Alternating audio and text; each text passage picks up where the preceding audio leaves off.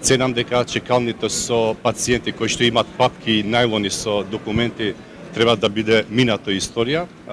Чест ми е заедно тука денеска со приватниот сектор, со примарното и секундарното здравство, да разговараме и да видиме нови технологии, нов пристап кон здравствениот систем.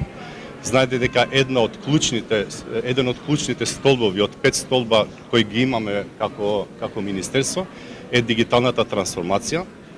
Дигиталната трансформација во здравствениот систем не е едноставна, бидејќи целиот екосистем е како во секоја земја комплициран, а кога се прави свичување од една во друг процес, значи дигитализирање на процесите, тогаш треба и обуки, и заеднички пристап, и приватниот и државните институции се со цел таа дигитална трансформација да не биде само скенирање и дигитализација на документи, туку да биде автоматизирање и дигитализирање на процеси во здравството. Веќе светската пракса полека покажува дека во добар дел од медицинските сектори има олеснување, се разбира дека ќе биде голема дозата на внимателност. Токму тоа и со Орце Симов го разговаравме претходно во првата сесија дека мора да имаме поголема контрола во користењето на она што е ChatGPT и вештачка интелигенција.